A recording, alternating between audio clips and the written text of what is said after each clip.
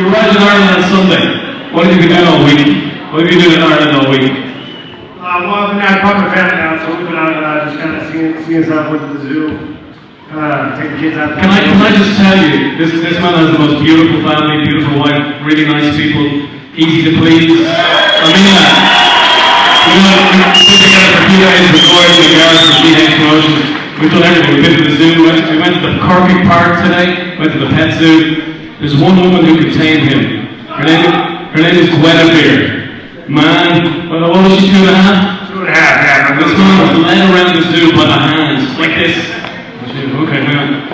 Guinevere's the charge, isn't she? Yeah, she's the boss. She gets me everywhere. The UFC, the fights are tomorrow night in the O2. That's right. Maybe a little too much protein powder there, boy. Or the other stuff. What are you looking forward to? Conor McGregor, ladies and gentlemen. We want to know what Conor McGregor. What's your opinion of Conor? What do you think his chances are against Ryan? Well, I'm excited about that fight. I mean, Conor's got. I like his chance in that fight. He should do really well, but it should be a great fight. The kid he's fighting likes to stand up and get after it a little bit. So, well, yeah. At least he'll stand in front of him and fight him. It should be a good fight. It's a good test for him, and it should lead to him getting some bigger fights. Okay, you like his style though. You like the fact that he comes out to fight. I like the fact that he shows up and fights. I get tired of guys coming out and just coasting, trying to win a fight, trying to do as little as they can to win a fight. It bothers me. So he's fun to watch. He comes out, he actually tries to end somebody. So that's what I like about that fight. So Chuck, you're going to be there tomorrow night with your family. We're all going to be there. We're looking forward to it as well. Hey, can I just go back a little bit, Chuck? We're going to do questions and answers from the crowd. We've got some great questions in the box. We're going to go through those. Can I just ask you were born in California. You're from just outside Santa Barbara? Santa Barbara, yeah. You were born with a silver spoon in your mouth. Is that right? No, not quite. My mom worked for social services, so we were relatively poor. My grandparents had bought their house probably in the 50s, so we lived in a decent neighborhood. And actually, my family were two brothers, and my sister and mom lived in a room. So, yeah, it was the time. I had a great grandma living there. My grandparents all lived there. Everyone lived there. So it was a tight house. I grew up. I mean, I was treated very well. My family loved me. They were really supportive about everything, but. We struggled a little bit with the money, but it was all right. There is an Irish connection to you as well. The Irish connection is grandfather? Grandfather on my mom's side, yeah. And was he the guy, was that the grandfather that gave you the... Yeah, my grandfather's the guy that he got me started teaching me how to fight when I was a kid. I was actually going to school where mostly Mexican, somewhat, not many white guys, my kids, we lived in assisted housing, so we were going to that house and going to that school, and I was getting beat up every day. I was actually taking my lunch money. It sounds kind of funny, but they weren't. The principal called my mom to this office and said, well, your son's getting beat up every day, he won't fight back. We don't understand. My mom had told me I wasn't allowed to fight, so I wasn't fighting, but I wasn't going to get in with my money either. So you want it, you have to take it. So they had to take it every day. So I was doing that. So my mom decided, okay, it's okay to defend yourself. As long as you don't start the fight and go. So my grandpa, she said, took me over to my grandfather, just give me a few lessons in boxing, and I've been fighting ever since. So. And you're a legend.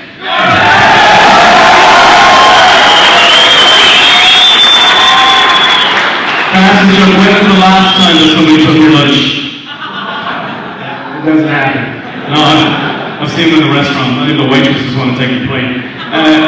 You went on, but you played lots of sports in school as well. You were a good sportsman. Yeah, I was always an athlete. I played basketball, football, track, baseball. I played a bunch of sports growing up.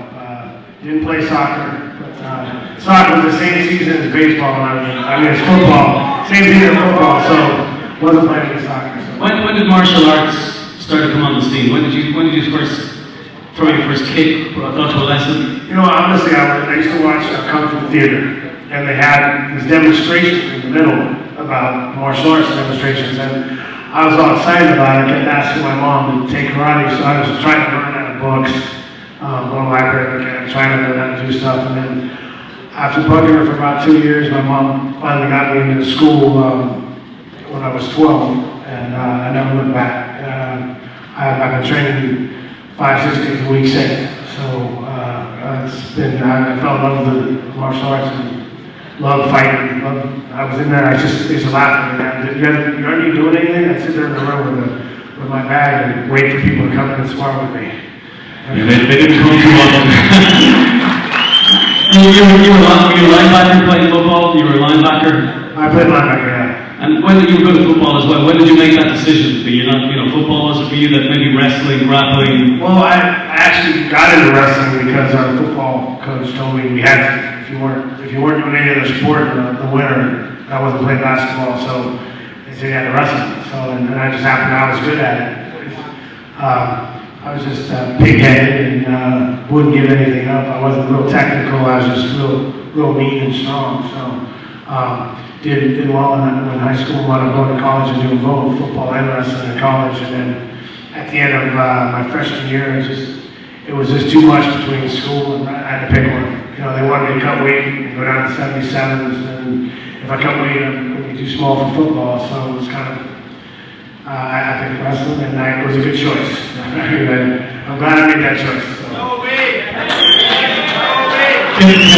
You went on to California Polytechnic then, and you studied accounting and finance, ladies and gentlemen. Can you imagine your P35 and this man arriving out the door to do your taxes?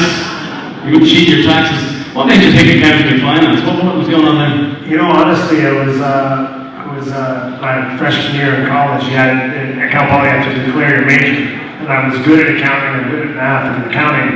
I'd done some stuff. My mom did some bookkeeping on the side to make money, so I used to help her with it. So I was good at it, and so I wanted to do PE. Actually, I was trying to get away with doing PE. My grandma wasn't having it.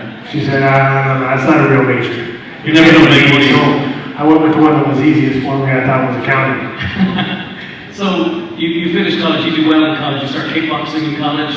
I did well in college. When I was done competing wrestling, I went on to kickboxing. Actually, it's a funny story. John Hackman was my trainer for years, and anybody knows that that's my coach forever. I actually had a friend of mine was wrestling. This little guy, he decided he wanted to fight. He was boxing, and then he'd been training with me to kick, and decided to do kickboxing. So I go out to Vegas. Oh, actually, this is back up.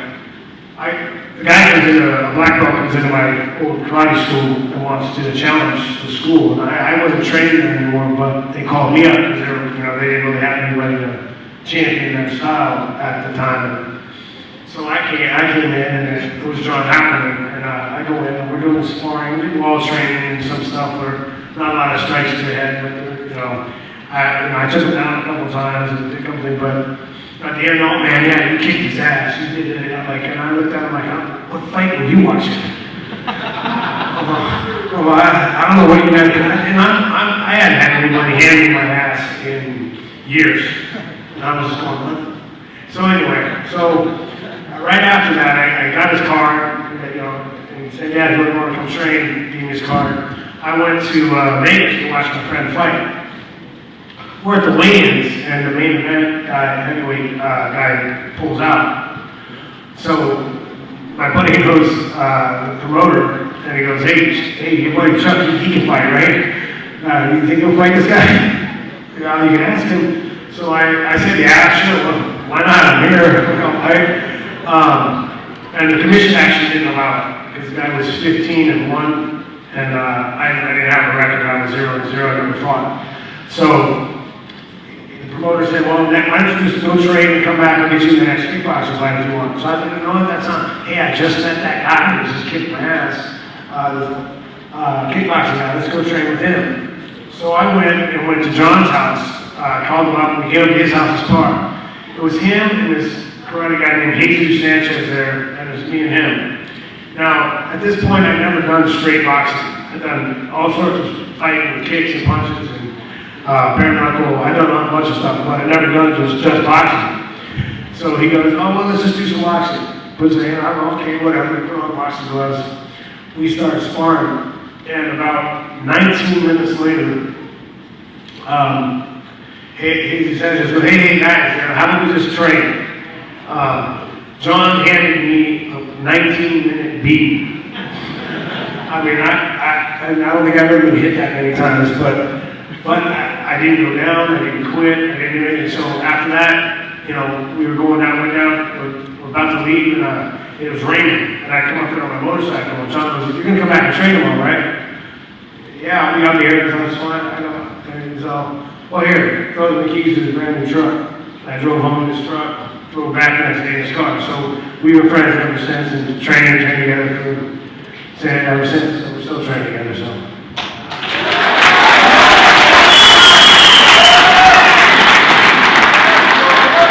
So you progressed and you started training in that gym. Other fighters come in from different disciplines as well. You started mixing up with different guys. Well, we were just doing kickboxing for a while. You know, this was just before the UFC came out. The UFC came out, and people have been talking to me all the time. Hey, you wanna fight in the UFC? You should fight in the UFC. You know, you wrestle and you're a kickboxer. You should fight in the UFC. And back then, I don't know if it was like here, but at home, everybody was like, oh yeah, my buddy was in the tournament to get in there, and this and that, and there wasn't a tournament. You know, I'm okay, tell me where it is, I'll go check it out. You know, no one ever knew where it was, but they always had a buddy that was in it. Or was so tough, they don't allow him in the UFC because he could hurt people. It was one of those things, and then, you know, finally down the road, I wound up doing actually the same promoter that got me into kickboxing brought me over to do a mixed fight in Vegas. And it was actually open. It's supposed to be like kind of pancrase rules. I don't know if anyone knows pancrase rules, but it was open hand palm strikes and you know, submissions. But by the time I was in Vegas and was at the Orleans Hotel, and there was a kickboxing car with three of them pancrase style fights on it. By the time I weighed in, they got to the point where you can slap with this part of your hand. You slap with like right here. And you couldn't palm strike anymore, you couldn't hit on the ground. If you hit the ground, you had to do just submission only. And I'm like, okay, whatever. You know, they kept changing the rules. It got less and less as we got closer to the fight. And then I went out and fought the guy. The guy's supposed to be a jiu-jitsu guy, but he didn't even take a legitimate shot. I don't know what he was thinking. But I went up wrapping my foot around his head. He went, you know, that nose dive, and they actually didn't allow the other two MMA fights. You know, they said, no, that's it. We're done. So yeah, that got me into it. The guy asked me if I want to fight in the UFC, and sure, why not? Yeah, I'm able to get in, and the rest is history. So you started to train with UFC in mind? Yeah, actually, right away, after I did that, I met up with John Lewis. And I started training with Scott Adams, my partner in my gym. We started doing, he was a wrestling buddy of mine, and we started doing submissions together. He's a great lightweight. He's one of the best leg guys in the world. I promise you. I mean, he's been at camps with me when he was back in shape and training. He was a bad man. He laid off just about everybody. He got me into it. We went down and actually went to Beverly Hills Jiu-Jitsu, and I took a class with Marco Huas and then Mark Landon. Some of you guys are fans, know those guys. Took a class with both those guys. It's funny back there too, Mark Landon was there, and my buddy goes, yeah, my buddy's gonna fight in the UFC, and Mark's going, yeah, sure he is. Playing a video game. Yeah, right. But we were friends for a long time after that. So I met John Lewis. There he's been John Lewis and had started training my jiu-jitsu. So started working with jiu-jitsu, started going to the submission side of it. You know, when I came in back then, there's three elements to MMA. Striking, wrestling, which is to me, wrestling is the takedown part of it, take down, get back up, kind of part of it, and the submissions. And I had the advantage at that time. Most guys came in with one thing. I came in with two. I had to learn the third. I learned that. So I spent a lot of time working on standing back up and not getting submitted. So I countering submissions and standing up. I didn't spend a whole lot of time on submitting people, but I was more worried about getting back to my feet. And which, especially back then, I got away with a lot of stuff because people were expecting, I started doing a half guard. This might get a little complicated, but I started doing a half guard one way, and they think you're gonna just do one thing, and you just put your leg out and stand up. And they're like, oh shit. But they're so used to working with jiu-jitsu guys that I was supposed to go a different way. So I just started going a different way. It made it real easy to get out. But, So you head towards your first fight. Your first fight was that 98? Was your first UFC fight, official? 98. 1917. 1998. Mobile, Alabama, I think, was it? Yeah, Noe Hernandez. Now, the funniest part for me, now I'm thinking I just made it to the big time on my country. I just made the big time UFC. I gotta go to the big show. So I'm going in, and they come to me, and they're like, hey man, they're looking at me. I get in there, and I'm looking at we're doing a weigh-in, and I get there, I'm looking down, and back then, by the way, they brought us in the day of weigh-ins. So I'm flying in the day of weigh-ins, so I'm cutting weight at the airport on my connection. I got plastics on, so you don't want to sit next to me that day. I got plastics on, I'm dripping sweat on my connection to Mobile. So you get out, and I'm checking my weight. And I'm about to get on they're weighing us in the scale, and I walk in, I go, they really got a bathroom scale? You know, those little dials? It wasn't even digital. Had a little dial on it. I'm like, okay. And I make weight, and I get off, and then no one gets on, he's 2 pounds over. They look at me, are you okay with him being 2 pounds over? I look at him like, on that scale? Yeah, he's fine. And those of you that don't know scale, you can't ever step up, you can lean one way or another and gain about 5 or 10 pounds on that scale. I was like, let me show you, you can always step back on, I'll show you how to make weight. I'm like, I was looking at my head, I don't know. So you go into that fight. Can you talk to me about one of the legends that you mentioned? We were speaking about scale stories, a funny one. Fought in Japan when Tito fought Yuki Kondo. They were messing with the scale so bad the night before jumping on it, they broke the scale. And the nice thing, I was fighting, what's his name? I was fighting a wrestler. We were supposed to fight, I can't think of his name. Anyway, I'll think of it, but I was fighting, he was nice enough to come to me and tell me I was cutting weight the day of the weigh-ins. He comes over, hey, bro, they broke the scale. Don't worry about it. I swear it's like this. I can move at least 5 kilos doing this. Okay, so no one really had to make weight for that fight. You decided to go to Brazil. Brazil? Why in the name of Jesus would anybody want to go and bare knuckle fight in Brazil, but you decided to do it? Okay, I went down to fight in Brazil.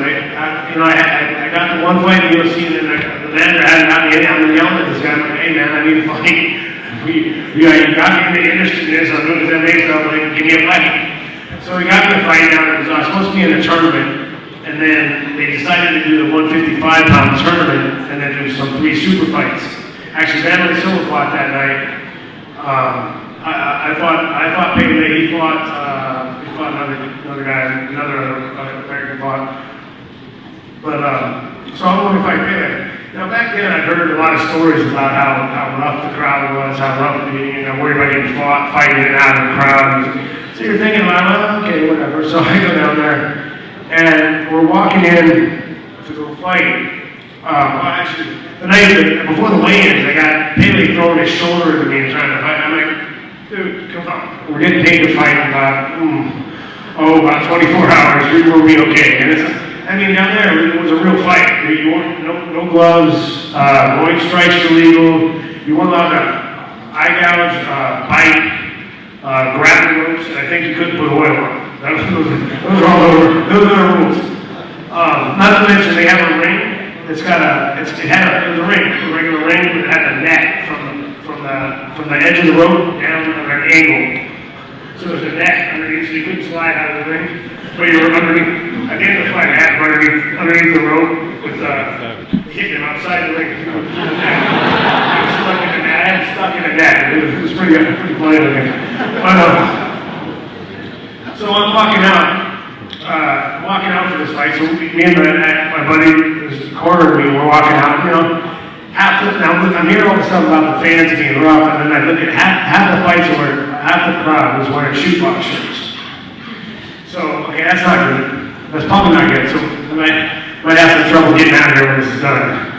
So I get in the thing, and then, you know, I announce everybody, and then when it gets out, I'm standing like this, like, isn't that his manager? Why is he still in the ring? His manager was a referee.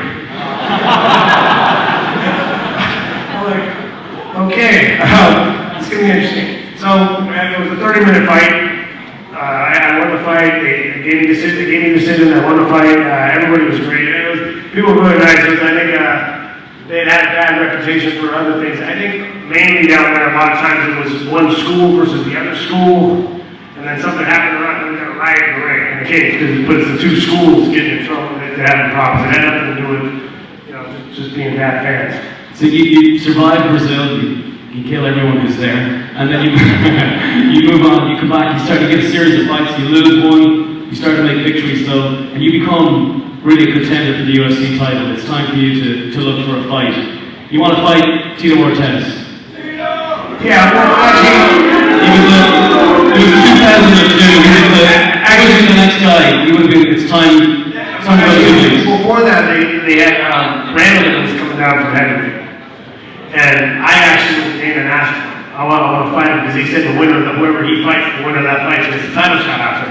And they go, well, I thought, you're not going to fight, you aren't going to fight anything. I'm like, no, I got no problem fighting to go. I'm not fighting. He's got the title. So I went out and knocked out Randall. And when they just bought the show, they wanted, they took him to me and they said, I know you deserve the shot, but we really need a big fight. And him and Ken had that rivalry, and it was, when they felt they could get more press off of that with him. So I had to wait. But I wanted to fight him, and I wanted to fight him. I actually wound up, when I went, you know, he says a lot of things, but like when I went to fight, right after I beat,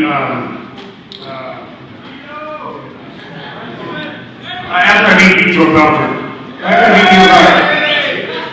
He got in the ring and talked. It was the first time it was ever mentioned. He got in the ring and talked about kicking my ass. Okay. when he was done with Ken, and I'm like, okay, why are you in the ring? One, I just finished playing, but whatever. So we went and then when I go beat Bob and he beats Ken, and they asked him about fighting, and all of a sudden he's like, we might have to get paid a lot of money and might have to pride, and I don't know, Can I clarify one thing? You and Tito Ortiz were friends at once. I mean, you knew each other, were his friends too strong a word, or were you? Here we go. Okay. You have to ask, don't you? Okay, here we go. We were conveniently friends for him. I mean, it was, okay. I met the guy from Scott Adams, the guy I talked about, my friends are really good at leg locks. He'd gone down and was rolling with Tito when he was getting ready because he had heard he was good at leg locks, and he was rolling with him when he was going to fight Frank Shamrock. Well, he tapped him, I think, around 15 times in one training time, or something like that, in leg locks, because Scott's really good at it. But so he was coming back down to help him train again, and I said, hey, you want to strike? He said, Chuck will come down and work with you too, spar with you too. So I went down and wrestled with him, spar with him, take him.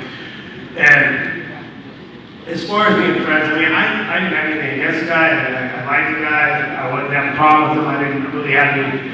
But I was always there. I tell you, there's not one time he called me to do anything outside of helping him out. So he's one of those people. He's a user. I mean, he's that type of person. He never called me for anything else. He called me to come down for other than coming to spar with him or train with him. And that was the thing. I mean, he he knew, styles-wise, I matched up horrible for him. There's nothing he was better than me at. I mean, he might have been able to make you better, but I could position him on the ground. I swept him when I wanted to. I could get up. I couldn't stand it, and he couldn't take me down. He's taken me down twice in our wrestling career. Twice. All the times in training, he took me down twice. Both times, end of the workout, he was training for a fight. I was out drinking the night before.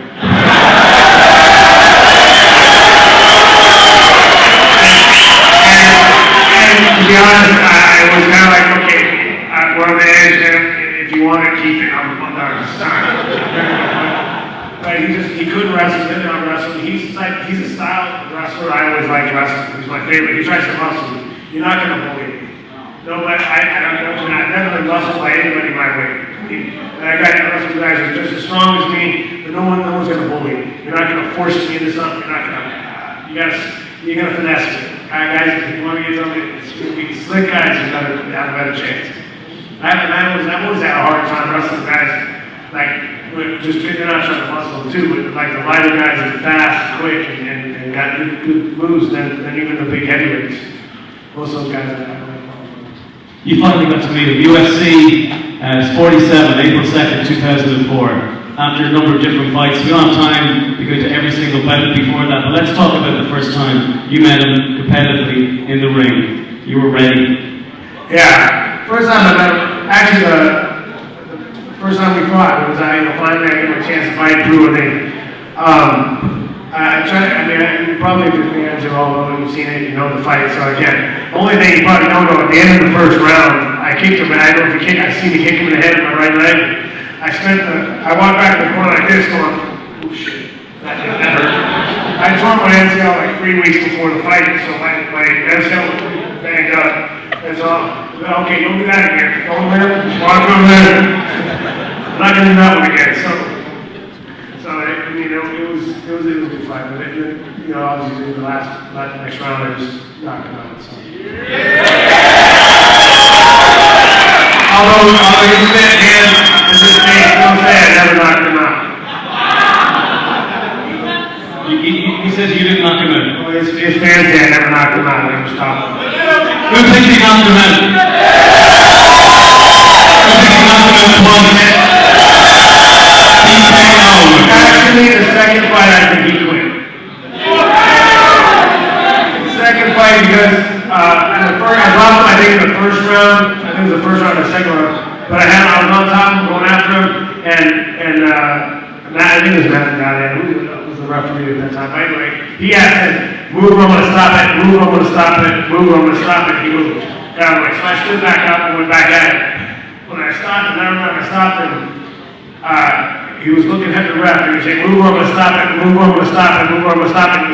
He was still looking at the ref. Saying basically, please stop it.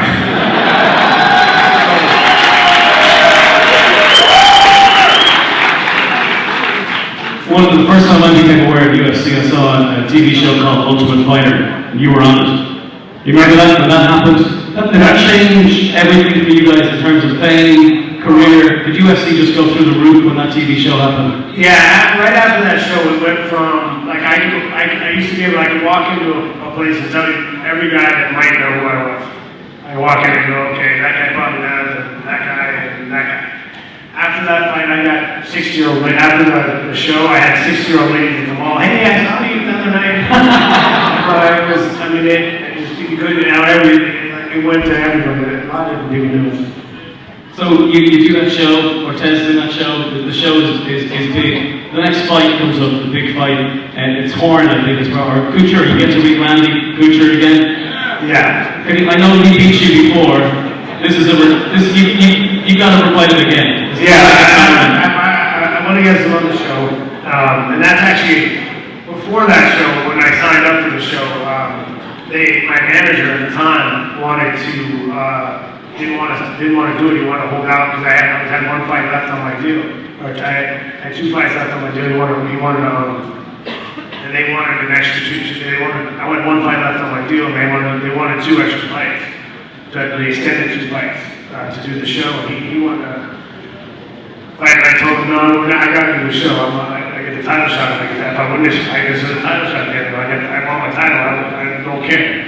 You know, I didn't want to fight. It was You didn't care about the money. I wanted the title shot. The title shot. It was a guaranteed title shot. I win. I win this fight. I go do this. I had to fight after that. I had to fight. I won that fight. I was going to fight him on the show and fight for the title. So my manager actually quit. I'm telling you, if he talked about someone kicking himself in the ass the rest of his life. What did he say to you? What did he say to you? He said you won't make it, man. You're gonna die in the ring. No, he just said he was real intent on holding over coach for more money at that time. Which I thought, you know, this is our shot. I wanted my title shot too. So you know, it turned out, you know, because I always had some bonuses and stuff tied in if you did well. We finally after that show, it went the pay-per-view, it tripled anything we'd ever done before. Over tripled anything we'd ever done before after that show. So, do you remember preparing for that fight, for going for the title?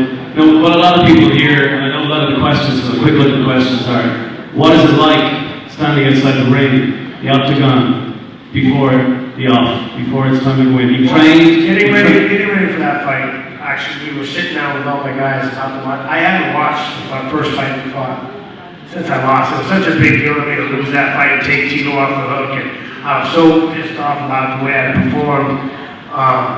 And that fight, before that fight, early on in my camp, I hurt my knee and made the mistake of I didn't wrestle. I just stopped wrestling and let my knee go.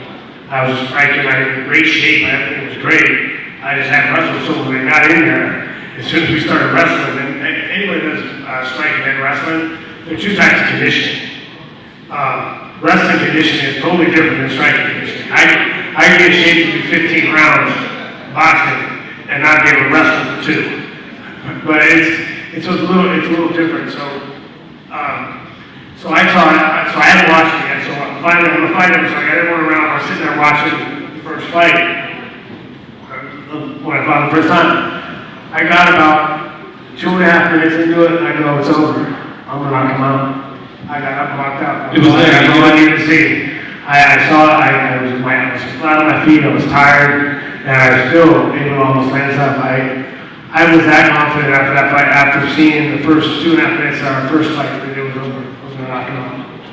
And you did. You did. You're not the man. You're the champion.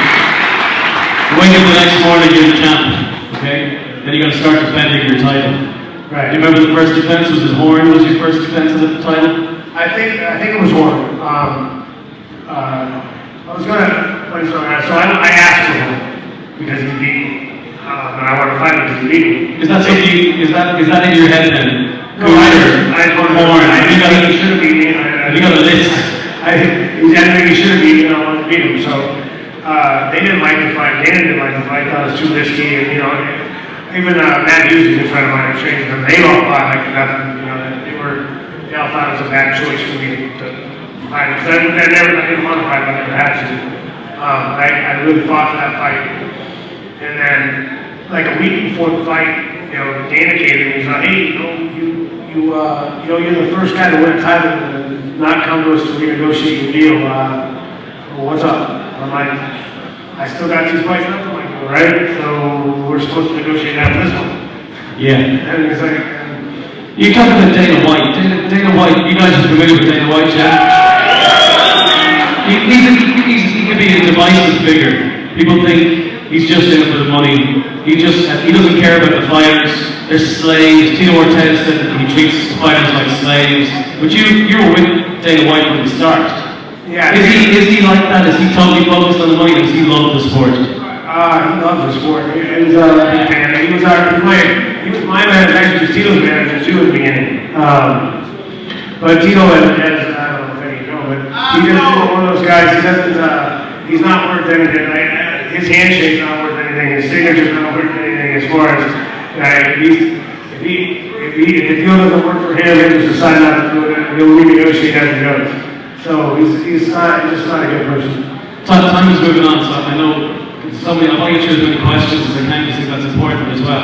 And they're in the box there, and we're going to be on to them in a few seconds. Kuchar, now I'm talking about your hit list now. Kuchar comes back up again. You get to fight him again. Yeah, well, Couture was one of those things. People had said, they said, okay, I lost the first time, this is the second time, he cut his cotton was a fluke. So the third fight was nice for me to let people know it wasn't a fluke. I knocked him out. That's it. Again, I don't want to skip through history, but Tito Ortiz comes up, you knock him out again. Yeah, you knock him out again. I want to move to the later part of your career, because we're coming to the end of this interview, but as I said, we're doing the questions.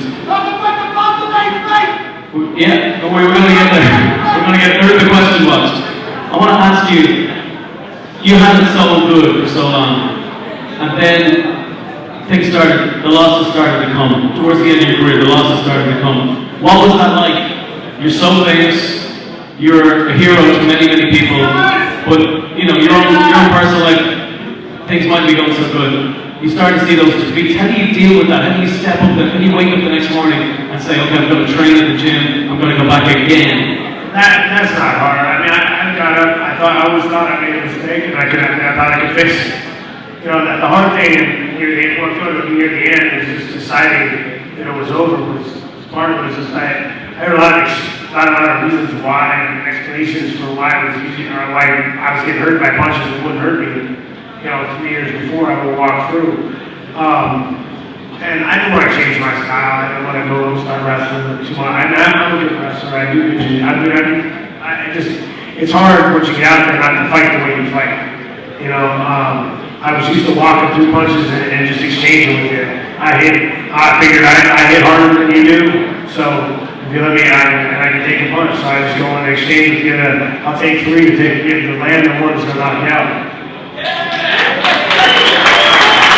Do you remember that fight with Jackson? You lost the title. Yeah, I remember. That was a difficult day for you. Oh yeah, of course it was. Any loss was a difficult one for me. I heard someone shouting to the crowd at Vanderlei as well. Well, the Vanderlei fight was I got that. I thought I was not going to get the fight because of the Jardine fight, which it's probably the only fight in my career I thought I should have won. And I got a split decision. I didn't think. I really didn't think. He said the body kicks and all that stuff. And he threw some good ones, but he never hurt me. I've never been hurt with a body kick in my life, so I don't block it. And I've never been hurt with a body in my life, so I really don't really care. So I don't know why that was the story, but I complained about that. I got too close. It was my fault. So I didn't think I was going to get it, but the game to me anyway. It's a fight I wish it happened, 5 years before when it should have. We both had the title, we both were fighting at the top of our game. But it was fun to go out there and award. I wish it was like it is now too, and it should have been 5 rounds. It should have been a 5-round fight. It would have been awesome to finish that fight out. UFC has changed so much in the years from when it started, but you were there at the start. Dana White was there at the start. Is it as exciting as it used to be? Do you guys think it's as exciting as it used to be? Is it gone and the rules that came in? Are they ruined? It's not the rules. It's just, it became a business, and I think too many guys are taking it they're trying to protect their interests too much. They're trying to, rather than going out and fight. I see guys. I remember watching. I think it was Munson. Munson was fighting for the title. He got beaten up for 4 straight rounds, and so it was Sylvia's corners telling him, "Hey man, you got the fight won, just run." Run from what? He doesn't have a punch. He's a wrestler. You won all first 4 rounds. What are you running from? Knock him out. Do something exciting. Jesus, you're the guy who just beat him 4 rounds in a row. His corners telling him to run because he doesn't get caught with what? That didn't have a knockout punch in the first round. How's he going to knock you out in the 5th? But it's one of those things. Even like when, I feel bad. I still think Glover has a shot at Jones, but he hurt his shoulder in the first round. But Jones at the end of 4.5 rounds that he pretty much dominated, decided to take, I mean, with 30 seconds left, he starts running around the ring. What's he doing? I mean, I just don't get it. Yeah, I mean, he was running. For what? But guys decided to take it easy. You know, it's just, guys playing it safe. I just don't get it. 30 minutes quickly. Be excited. Be fun to watch.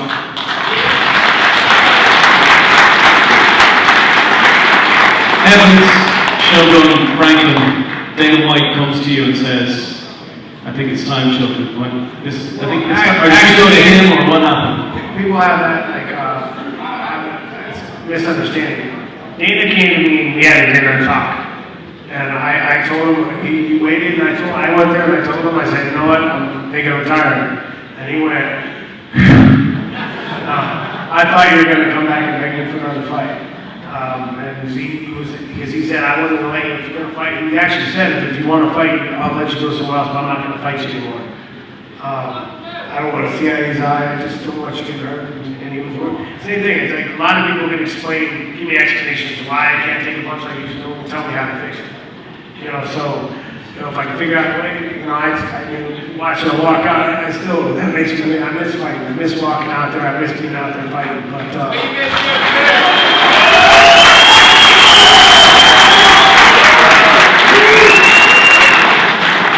that being said, I want to go out and fight the way I fight.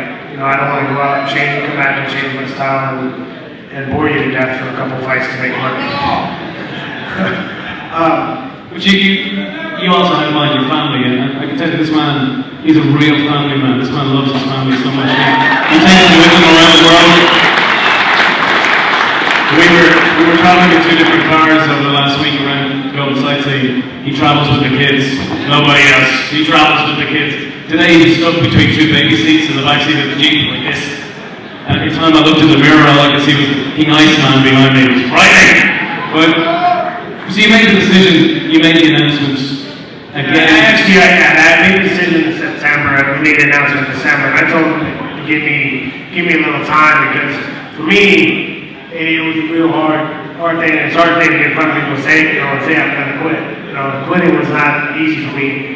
And it's one of those things that, you know, going through life, I'd always, since I can remember, I was always getting ready for something. You know, I was getting ready for the next game, the next fight, the next match, whatever it was. And all of a sudden, that was over. You know, it was, you know, kind of, you feel a little lost. Like, what do I do now? You know, where do I focus? Where do I go? So it makes it tough. You know, it's a tough decision. And for me, it would have been a lot easier decision if I'd been getting my ass handed to me in the ring. I'd fight with it. I feel I was winning every fight that I lost. You know, I was winning until I got caught. So that makes it a little harder when I can still go. I still out today and train with guys in the top 10, and I still do just fine. So that's what makes it a little harder than if I would walk out there just taking a beating. You know, that would make the decision real easy. But it made it hard.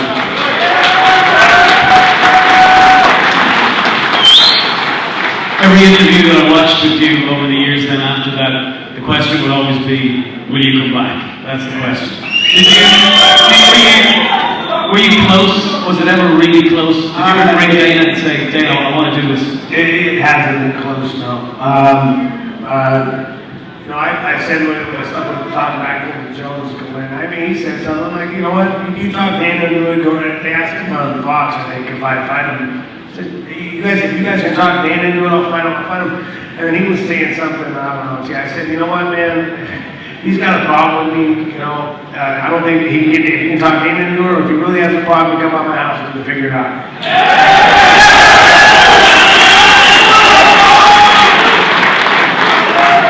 It was kind of funny, I saw him at a thing after that, and he was like, hey man, we're okay, right? I'm like, yeah, I got a thick skin, I don't even talking about me, I don't really care. You know, as long as you stay with my family, my friends, we're good. We'll be all right. You did another series of Ultimate Fighter where you were the coach, Team Liddell. And Team Liddell, he called himself cheap punishment or? You know what? That whole thing bothered me. I begged Dana not to have Tito opposite of me because I told him he'd never fight me. And if you watch the show, week 8 or 9, he decided they say that he's talking to his guys about how he's going to have neck surgery and he can't fight me. That actually was filmed week 1 because they came and said something week 1. They moved that to week 8. So for the thing. And David had to say, well, I'm sorry, you were right, because he kept saying to me, well, he signed this while agreement, you haven't signed it yet. And I said, but you know me. You never had a problem with me fighting? I'll sign my deal when you guys get it done and get it to me. You know, it's like, but yeah, he signed his deal, and there was no, he never even considered fighting me. He did that for the publicity of fight. He wasn't going to fight me.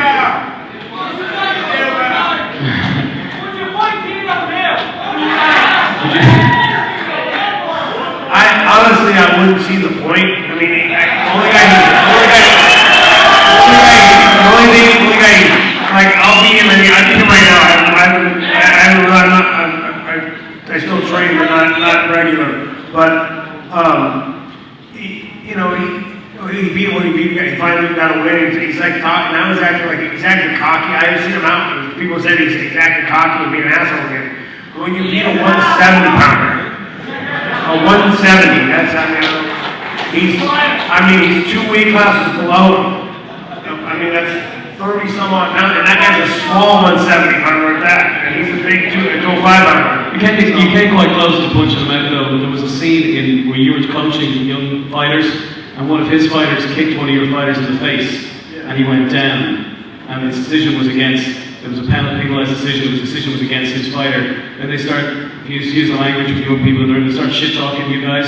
You held back, you held back, and then you went for him. Oh yeah, well he went because I was saying something, so we were jumping back and forth, and he was walking away. But then when one of my guys came up, one of my smaller guys came up, he started walking towards him. That's when I went nuts. I mean, what? Okay, tough guy. You're gonna pick on one of the guys at the show. You were talking shit to me. He's just defending me, what I said, so why, It's a good scene, you ever get a chance to see it. It was that close, man. When somebody held you back. It wasn't that close. He knows better than fighting in the street. I want to get if Gareth or one of the guys there can get the questions up from the pod table and bring them up onto the stage, please. That white container, that gentleman there, bring them up. Just bring them up. Once somebody, he's gonna get it. There we go. What I want to ask you as well, the future, Chuck, for you. You went on Dancing with the Stars. I don't want to talk about that. You went. Yeah, correct. As long as a terrible dancer. To be honest, that for us, that was like obviously it was not our demographic. So we were trying to get exposure to people who didn't know who we were and prove that we're not a bunch of Neanderthals, that we actually can think and talk and do other things besides beat each other up. Ladies and gentlemen, I just want to give him a round of applause because he's been brilliant.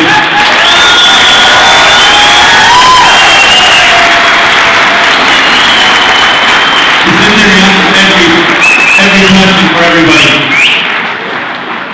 These are the questions that you guys have done. We've got about 10 or 15 minutes of those questions. Is that okay? Do you mind? We'll go ahead and ask these questions. What made you a champion? How did you find your background helped? How did you find that your background from when you were living in Santa Barbara, living in a tough neighborhood, was that a help? Yeah, something. No, my background helped from my parents, my grandfather. One, my grandpa thought I could do anything. I remember watching Mike Tyson fight. My grandpa, man, you can beat that guy. I'm like, all right, pops. But yeah, and it was just my mom. They always pushed us to do our best at what we did. My mom, my grandfather, just really helped build who I was. And I wasn't. I've never been afraid of anyone. I don't care. Like I'm fighting. I always tell people I've been. When it comes to a fight, if I'm gonna fight you. Whatever you did to fight you, I'm going to fight you no matter what. So why worry about it, whether or not you can fight or not? I don't care. So I don't care how big you are, how small you are. I don't care how many guys you got with you. I'm going to fight, I'm going one way or another. What advice would you give to young fighters who are in their teenage years and just starting out? What road would you ask them to take? What disciplines would you want them to learn? Okay, for me, wrestling is the base. It's the hardest for me to teach you if you come to me later. So if you're in high school or you get young kids, wrestling is great. Striking, jiu-jitsu, obviously if you get a gym that does everything all at once, but to get those reps in for wrestling, when you're a kid, it's a lot easier to get them in and not get hurt and get a lot more, get that wrestling sense, the takedown stuff. But, you know, the biggest thing is finding a good coach, good instructor, somebody, and depending on how young the kids are, if they're young, make sure they're having fun. I mean, if you're not having fun, you're not going to have that passion for it. And you need, I think, to be great at anything, you got the passion for it. You need to go after it. Okay. This is a question from Dean McKnight asked this question. What does the tattoo on your head mean? Okay. Tattoo on my head. It says Koikan. That's my original karate style. In our style, you wear that, when you get your black belt, that's what you wear on your patch, you wear on your gi instead of your gym patch, because everybody's a black belt. Well, that's a short story. It's a place of peace and prosperity. You know, you're studying martial arts to be for inner peace and prosperity. I put it on my head, I tattooed it on my head when I started, right when I was about to start kickboxing, they were stripping me of my black belt. And I kind of put it on my head as F you to them. I heard that you can't take it. So. And I don't know people, but when I became famous, my black belt got reinstated. Surprisingly. This question, I'm not sure, it's anonymous, so they haven't signed it. Can I have your wife's number? You want to stand up, whoever said that? You want to stand up? I wouldn't say, she's a tough cookie, man. You don't mess with Heidi. Nobody mess with Heidi. What did you say to yourself when the going got tough in training from a man from, Waterford? So when you were training, and training drags on, it's tough. What did you say? What was the mental game to continue training? I had things I put up on my mirror, stuff that reminded me, people doubted me, people thought I couldn't do things. I was like proving people wrong. I also put on a couple of sayings from my grandfather, I never want to let him down. So my grandfather, as long as I went out there and gave it my all, did everything I could to win, which to me included training. The biggest part of getting ready for a fight. So the fight's easy. You need to train to prepare for that fight and get ready for it. So when you're ready for it, part of it, it was pretty easy for me to get motivated. I stayed. I don't like. I never want to like I said. I never want to let my grandfather down. He died before I fought in the UFC, but we roll over to the grave. I would quit. This is from David Phillips from Inverness in Scotland. He says, my favourite show fight has always been Juan Vanderlei, the whole Pride UFC history. What has been your favourite fight? Do you have a favourite fight? No, Tito was the most fun. I think Randy was the most satisfying, and the Vanderlei fight was great. Like I said, I wish we could have had 2 more rounds for that one. I wish it was done a few years earlier, but it was a fun fight to go. This one's from Pete. It says, hi Chuck, welcome to Ireland. Thanks for hurting Tito. Who were you a fan of growing up? What fighters were you a fan of growing up? Growing up, Hagler. I like that old weight guy, Hagler, Hearns, and who else?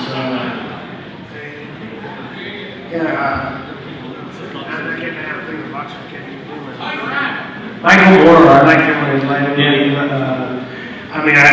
like the way he fought. All the way to when he was fighting You know, he was always trying to, another guy, he was always trying to knock you out.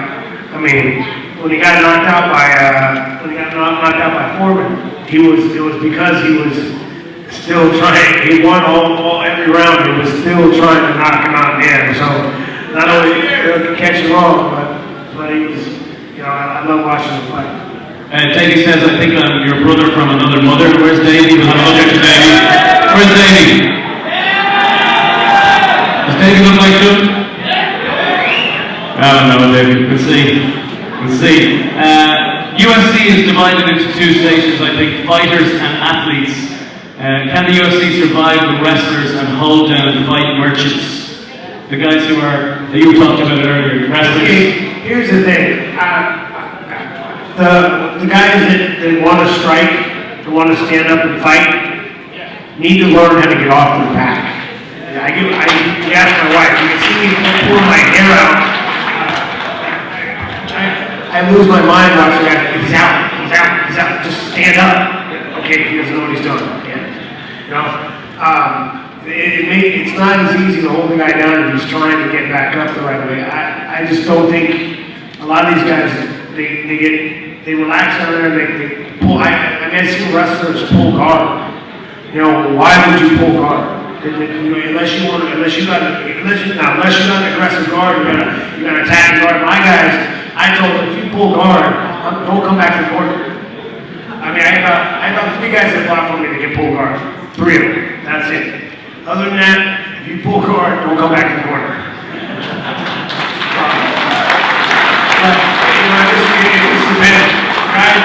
It's not all the wrestlers' fault. The other guys, they need to fight. The guys wrestlers are doing what they're good at. And they're doing it as long as they're trying to finish the fight from the top. I don't want. The problem is that these guys need to learn to get off their back. And also, some of these guys just make it hard for them to take you down. You gotta make it hard for a guy to take you down. You can't just let him. If a wrestler can take you down whenever he wants to, he'll never get tired. If I can take you down real easy whenever I want to, I'll never get tired because I don't have to wrestle with you. I don't have to worry about anything. You guys make it hard to take down. He's like, first couple times the guy misses a shot, he starts going, oh man, I'm getting tired. Oh shit, I can't take this guy down. And you gotta hurt him. You gotta hit him all the time. Wrestlers should be close enough to touch you to take you down. If they're close enough to touch you, I can touch them.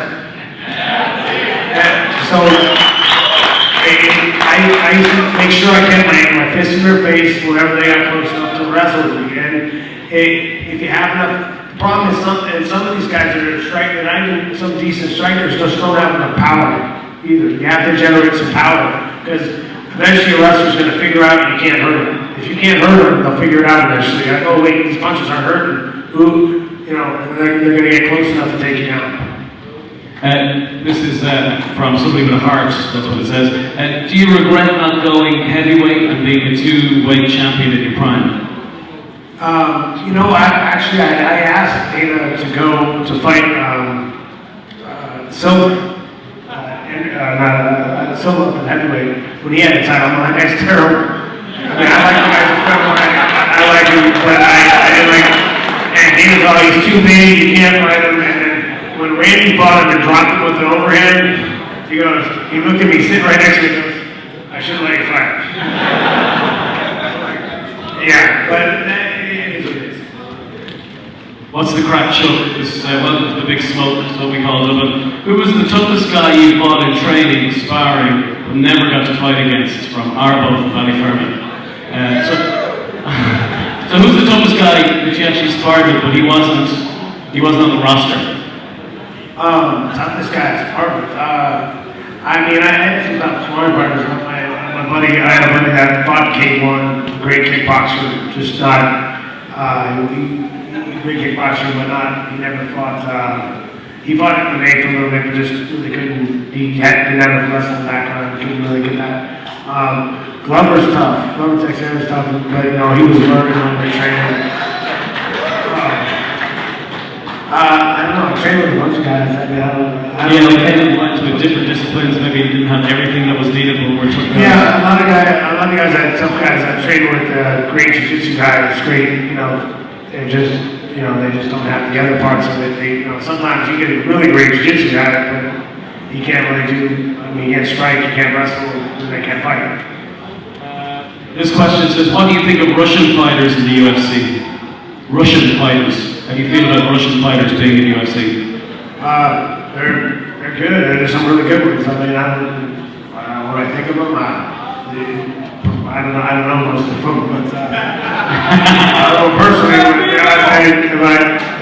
I'll take fighters from anywhere. I don't care where you're from. Whoever's good, I like to watch. I like guys to fight. I agree with you. Whoever's worth watching is worth watching. What's your favorite sport besides MMA? What sport do you like to watch? Football. It's American football.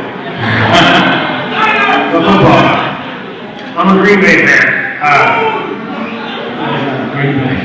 I'm a Green Bay Packer fan, man. Football. You're coming out, man. Lionel Bird says, what's life after UFC like? Do you miss it every day? Do you miss UFC every day? Not every day. I miss, like, you see, I watch the walkout thing, I watch the walkout stuff, and I go to fights. I miss fighting, I miss being out there. You know, I miss going to the gym every day with the guys, you know, and training every day. It's just, it's a different thing, but, you know, I'm having a good time. I spend a lot of time with my family, doing a lot of stuff with my kids, and I have a good time doing it. I'm still around the sport enough to be there, but, you're the VP of development with UFC as well. Yeah, I still do a lot of stuff. I still do a lot of events. And they say they miss you. Thank you. Kenneth wants to know, if you weren't a fighter, what would you have been? Where's Kenneth? What would you have been if you weren't a fighter? Well, I probably, actually, honestly, I probably would have ended up, I would have gone to accounting for a little while, but I probably would have ended up back at the martial arts gym. When I was growing up, I was always drawing gyms and always wanted to teach martial arts, so I probably would have ended up, I don't think I had a degree in accounting, and I probably would have gone out and done a real job for a little while, but I don't think I could have stuck with a real job. This question says, when you look at the current crop of UFC fighters, you look at the guys who are on the roster at the moment, who do you look at and think, that guy's a bit like me? Is there anybody you look at and think?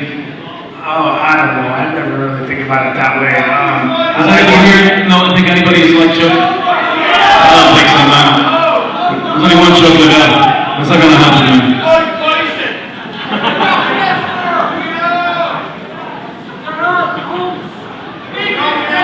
Move on. Some of these questions are the same questions, that's why I'm just going to keep going through. We're going to have 2 questions left. Okay, you take another 2 questions. If your son, when he grew up, was being bullied, would you teach him to fight, or would you go and sort it out? Would you you imagine him turning up the school gate? You know, you got your older son, you got a younger son as well, you got the 2 girls, 3 girls. How would you feel? Would you like them to go into UFC? Would you object to it? I would like if they wanted to UFC, yes. If they don't want, but I don't want to push them into doing something I don't want to do. Because I believe fighting is something you gotta love. You gotta love being out there. It's not fun. It's not a lot of fun if you don't love it. It's a tough sport. It's tough. The training is tough. Getting ready for fights. All that. I couldn't imagine doing it without the passion I have for it. So. Well, this is a nice one to finish on. This happens to be one of the last questions I'm going to ask you, Chuck. Chuck, I want to thank you for all the pleasure, all the fun, all the inspiration that you gave us over the years in MMA and UFC. Now that you've retired and you're visiting Ireland, you've gone around the world, what would you like to be doing in 10 years? Last question. In 10 years, hopefully I won't have to do anything. I think I want to stop traveling and stay home with my family. I'm still doing the same stuff. I mean, I'll still be training. I'll still be working with guys. My kids get older. Hopefully they'll be fighting. We'll see what happens. So maybe my daughter, she's my first kid. She was sitting there watching the fight with me. Yeah, she's 2 and a half. She's sitting through the whole fight. Daddy fights. Well, how do you do that? So we'll see. We'll do my fight right there. You need Chuck with Weatherbeard, he's 2 and a half. You know, Chuck, if anybody you had a photograph of Chucky does this, Weatherbeard does this as well. She's still, so cute, right? Yeah, she actually taught herself that one day. She was like sitting there, she likes to take a picture and she goes, "Wait, Dad."